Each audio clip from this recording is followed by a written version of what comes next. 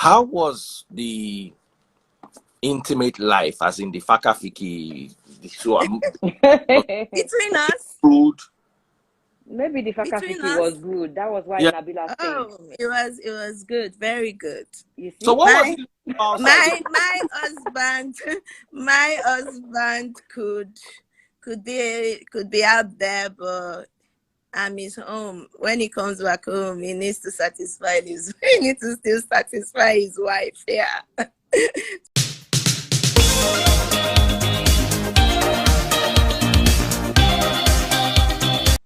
I don't like when blogs do exclusive for traffic. Yeah. I want everybody watching to know this is the first time I'm speaking out. Hmm. Like, this is the first time people know everything I'm saying, because the only people that know this are close family and friends, very close, tight. And that this has been on for almost 4 months, and it's the first time you won't see it on any blog. Oh no, me, I'm not even Yeah, seeing. yeah. You know why? Because also my cycle changed. So I have a very small cycle.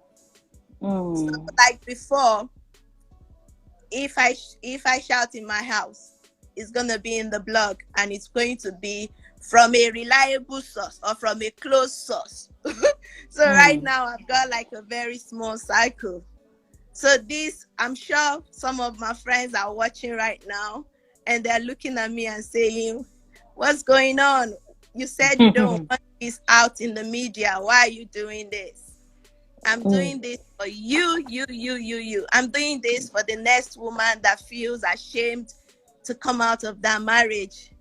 I'm doing this woman that is mentally battered, emotionally battered, and doesn't see the light at the end of the tunnel. It's not easy. I would not even lie.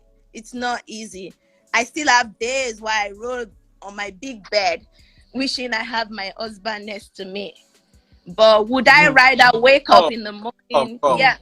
In all Yeah. this, I thought you moved I on. want to ask you a question, personal question. Yeah. In all this, have you ever refused him fakafiki? No, after I filed for divorce, of course, no any fakafiki for him anymore. But before then, Yeah, before, maybe if I'm upset or something. Yeah. But then my husband. when you're upset, for instance, I say, you know what, I'm not giving you this thing. I'm not giving you no cookie this night. Yeah, I do that. I feel a lot of women do that too. No, we do that. So when you do that, what now do? What's his response? Yeah, my husband. Oh, sorry, I keep saying my husband. I'm used to this. My husband thing. I'm root abokoku. You know. People are typing Oritse Femi's wife. Oh my goodness. You are Oritse Femi's wife. Yeah, I don't. Okay, so let's get into it. Hey. What is Oluwai? Oluwami is Jesus Christ. No, but what I'm saying is, wow, former wife. Okay, are you his wife or former wife? Oopsie.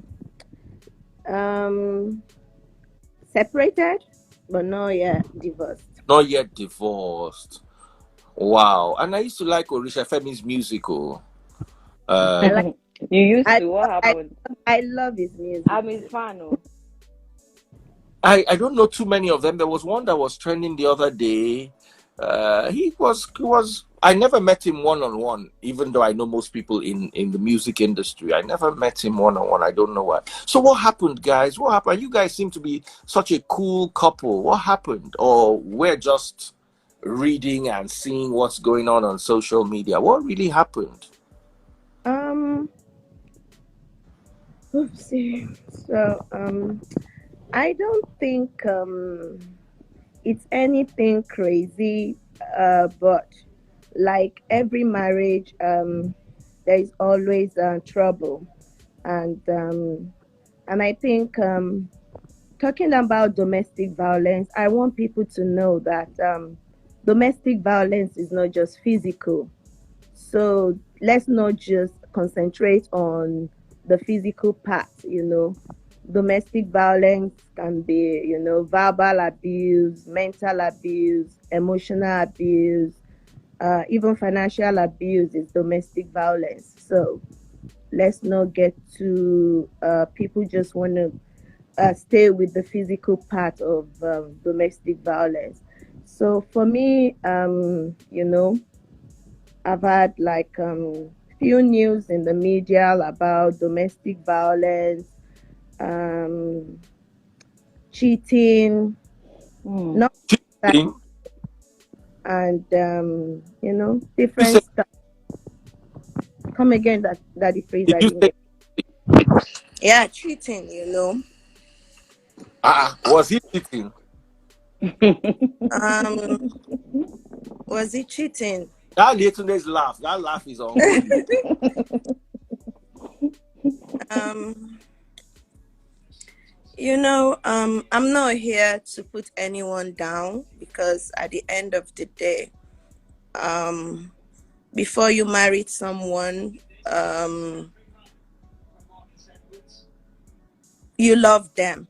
That's why you decide to get married to them. And when you get married, you're not open to divorce or get separated or whatever.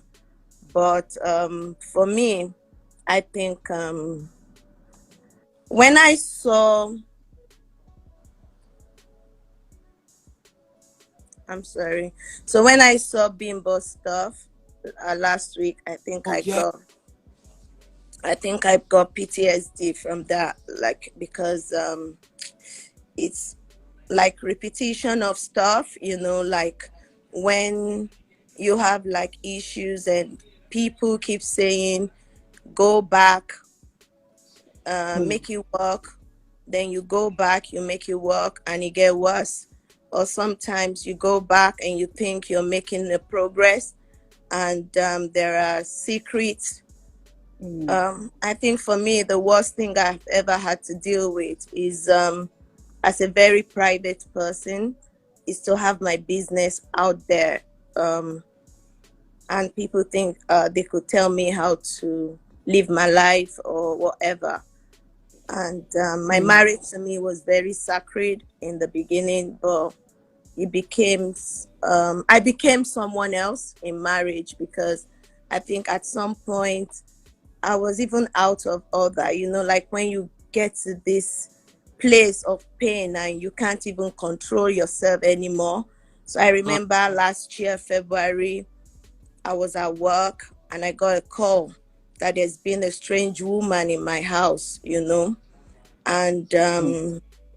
I remember driving back to my house, which was like just like 3 to 4 minutes drive from my office to the house. And I remember the only thing I picked up from my office while driving home was my mobile phone. And I remember calling my daughter. I don't have my own biological child, but I got into the marriage with kids from other women, which I actually embraced as mine. And It's excuse okay. me. It's okay. It's okay. It's okay. It's Sorry, okay, Nabila. it's okay. Yeah. Don't cry. And Oh. I was their mommy, and I was so happy to be their mom. Mm. Yeah. So I remember calling my daughter on my way home, and they picked up the phone, but she wasn't the one that picked up the phone. And I could remember the conversation while driving home. Um, she was in distress. She was crying and saying, "Don't hurt me." And I could remember him telling her, "You want to break my marriage. You want to break my marriage." And she was saying, "Daddy, you're beating me. Daddy, you're hurting me." And I was driving as far as I can just to get home. And when I got home, I didn't see the person. But my daughter was a bit shaken, and she had to okay. So what am I driving at here? The first thing I could do, I was mad. I was really upset. It was a Monday I would never forget. And the first thing I did was to take my phone and went on my story, and I wrote a whole lot of rubbish, like, "Whoever the woman is that came to my house to do this morning while I was at work, you're lucky I didn't meet you in my house, because it would have been a different story." And I remember a lot of people coming at me, telling me that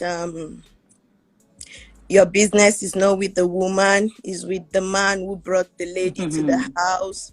They always say that. And I remember giving another chance after that. While some people think I was a fool, but being raised by a single mother myself, I was the normal Nigerian mentality of you have to make your marriage work. And I really wanted my marriage to work.